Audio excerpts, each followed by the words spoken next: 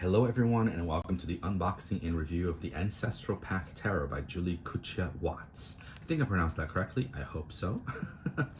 Anyway, let's get started. So here is the box made by US Game Systems. Ancestral Path Tarot is a unique multicultural deck that highlights human experiences by examining the traditions and spiritual beliefs of 4 different ancient cultures. How cool is that? So I'm assuming that 4 different ancient cultures, the tarot is divided by 4 suits. Each suit might be a different civilization. Let's look into it. So let's open the box. It's a tuck box like this. Slide everything out. And we have a plastic covering. Let's try and see if I can open it. Let me get a scissors over here. I do like the back. It looks like a pearl, doesn't it? That's beautiful. Okay.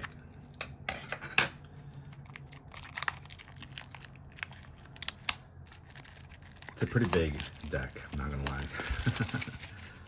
lie. Let me show you guys just real quick. We saw the back. The cardstock is not bad. It's flexible, but you need it to be flexible, especially for a deck this thick. So here I have with me the original Rider-Waite-Smith.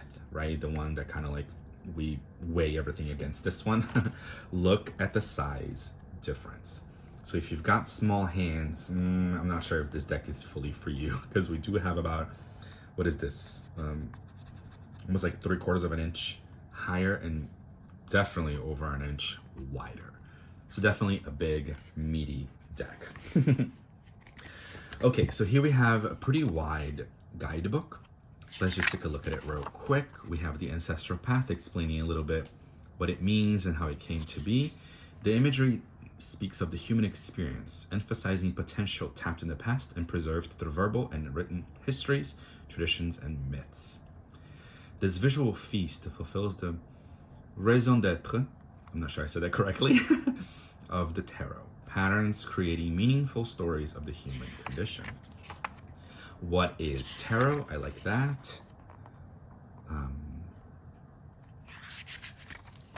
then we have definitions of the major arcana. So as you see, you get a paragraph of it.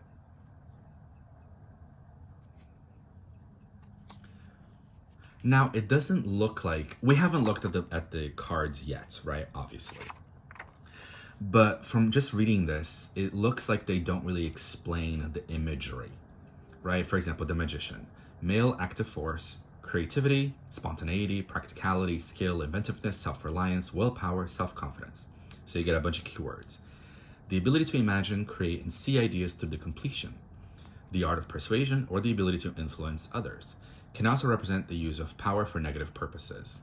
Maybe you got it in reverse, right? Powering over rather than empowering others. Selfish hoarding rather than sharing with the community, exploiting others or resources. So it doesn't separate, but it looks like you do get a upright and reversed meaning. Same thing with the High Priestess here. You have female receptive energy, intuition, understanding, serenity. But then we go down a little bit more and it says seeming lack of emotion because emotional entanglements are avoided. Conversely, the card can reveal ignorance, poor judgment, or short-sightedness. So the positive ones are when the card is upright. Let's just take this one. This is the Ace of Sacred Circles. And then if you pull it in reverse, that would be the lack of common sense or ignorance, poor judgment. Of course, that wasn't the same, but you guys know what I'm saying. Okay, so here we go through the whole major arcana. But as I was saying earlier, it looks like it doesn't explain the image, right? What is this drum doing here? What are these colors? Actually, let's just take a look at the Ace of Sacred Circles. Here's all the major arcana. Then we go into the minor arcana, the Suit of Swords. We get, skipped one, the Suit of Staves, which this would be the Suit of Wands if you're using a different deck. The Suit of Cups. And then you get the Suit of Sacred Circles, which would be Pentacles. Grandfather Thunder, Grandmother Moon. Interesting. ace. We pulled the ace, right? So as you can see, it goes, I guess, backwards. Most cards, most decks that I've seen, they start with the aces and they go all the way to the king. Here, we're starting with the king. That's cool. It doesn't bother me. Just something to look at. We have the 4 of sacred circles. Let's just take a look at the ace of sacred circles real quick. The gifts of the earth: plants, metals, fertile soil, precious stones, and minerals. The earth is indeed a sacred circle. I agree.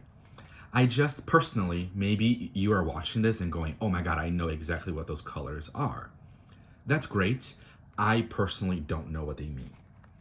I can intuit it with like the chakra colors perhaps, but I'm not very versed on this symbolism, especially because it looks like the sacred circles are more Native American, and I'm not too familiar with the Native American system and beliefs. So I'm definitely willing to learn, but I do wish that the book would give me a bit more information on the symbolism of the card. But it does give you a lot of meaning. And so I can look at this and go, oh, okay, I understand the gifts of the earth, right? The earth is a sacred circle. Let's take care of the earth.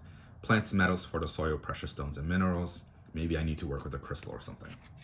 So I get that. Then we have the Celtic cross spread, which looks like this. And that's pretty much it. These are explaining what these positions mean, and that's the end of the book. So not a terrible book, but I do wish it had more information. Okay, anyway, let's look at the cards. There are 78 of them, and as you saw me just open them, they are in order. Okay, so I'm going to show you guys all of them. If you don't want to see all of them, you can jump around, skip this part altogether, but I will show you all of them. So here we have the title book, title card, a bit of information in the card, and then we get into the cards. Well, I've never seen the Fool. I don't think I've ever seen the Fool as a card reader, but I like this. Oh, interesting. It's like he's inside the card. Oh, a bit of a Fool inception. Oh, this is a really cool magician.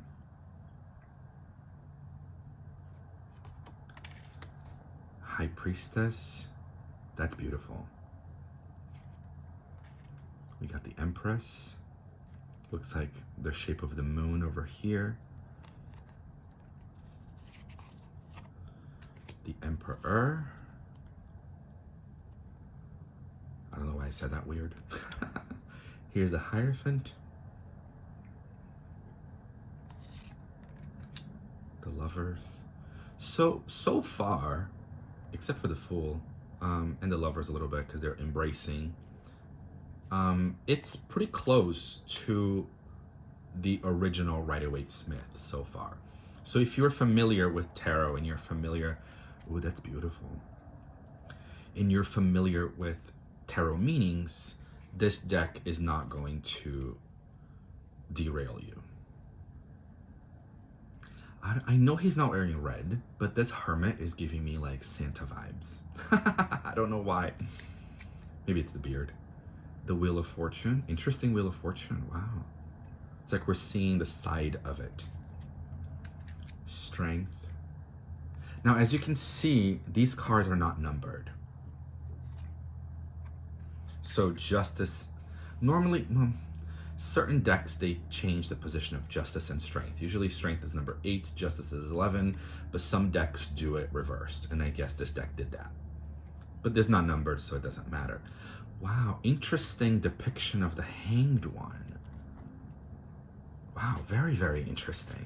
So again, I do wish that in this card specifically, I do wish that the book would give me more information.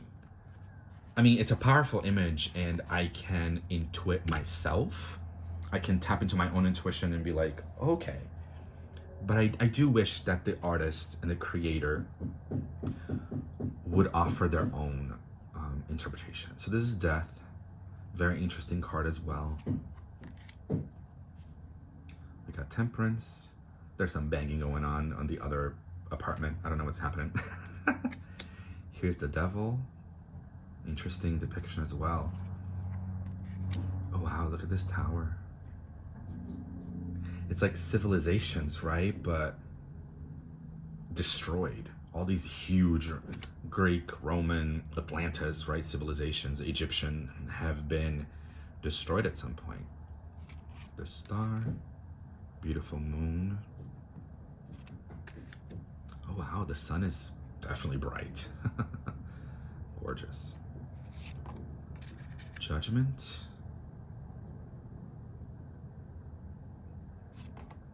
And the world. Beautiful. Then we step into the King of Swords.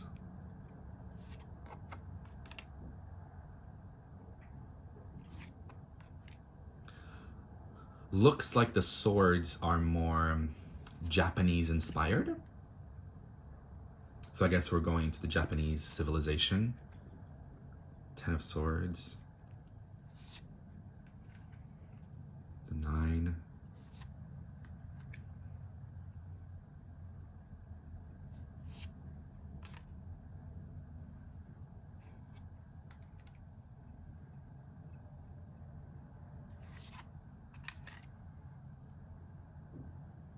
Beautiful art, I gotta say, the artwork is absolutely gorgeous.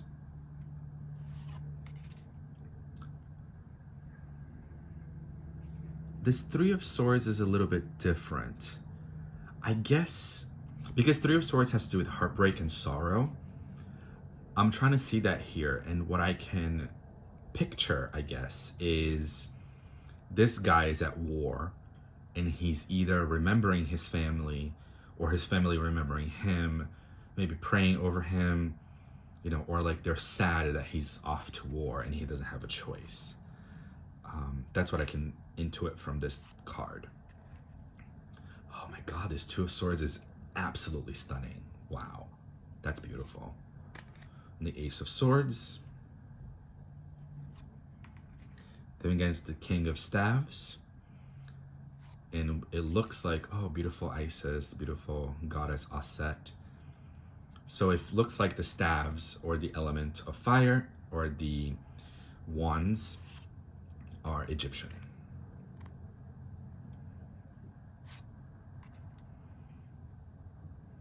So the ancient Egyptian civilization is portrayed in the suit of staves. Beautiful. Oh wow, look at the beautiful rainbow. I'm probably gonna say beautiful a lot more times. So we got the 6 of Staves, 6 of Wands, we got the 5. I feel like this deck, I mean, it is called the Ancestral Path Tarot, right? So I feel like it's great for ancestral work. And you might have to deviate sometimes from the quote-unquote traditional meaning of the cards, the Ace of Staves, because you're trying to intuit a civilization, you're trying to intuit, almost like connect with ancestral energy. So I find that to be really interesting.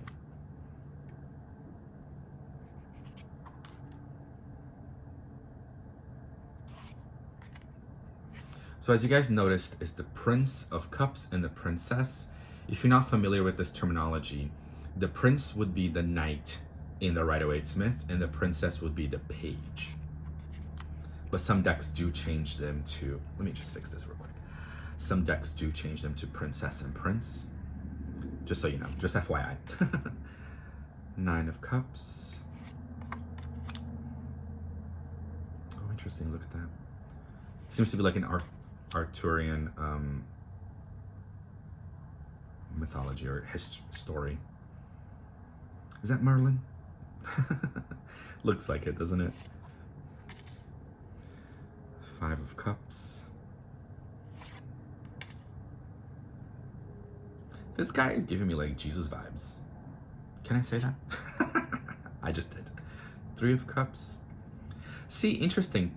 She looks mournful, does she not? And he's kind of like looking down, but 3 of Cups is meant to be more of a celebration. So interesting. 2 of Cups, beautiful.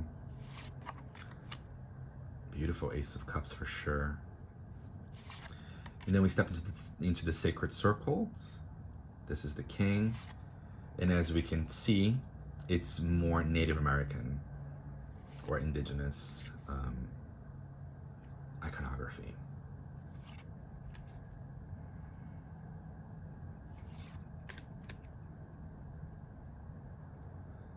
Beautiful 10 of Sacred Circles, the 9.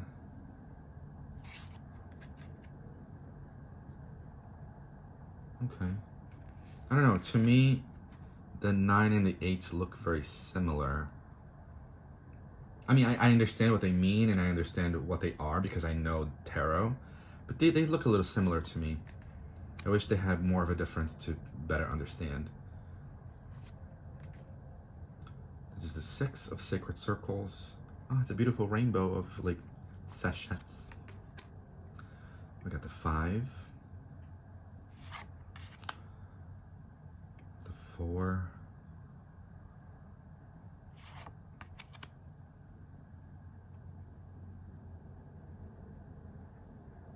Oh, interesting. I just noticed these.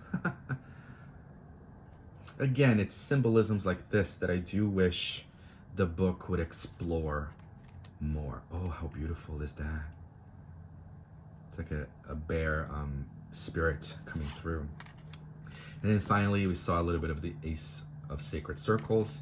So that's it, guys. I hope you guys enjoyed the unboxing and review of the Ancestral Path Tarot. Definitely a unique, interesting, very, very beautiful and vast deck. I'm excited to work with it. I'm excited to see what kind of messages and connections I pull from these images. I know I complained a little bit about the book, and I still feel what I feel, and I said what I said. I stand by it. But it's a deck so rich with art and meanings and symbols that I know I can definitely read it and pull, even if I have to deviate from the quote-unquote keywords, right, and meanings of the cards. But that's the fun of it. That's the fun of tarot. You get to deviate and you get to explore your own intuition and play with it. All right, guys, thank you so much, and I'll see you guys next time.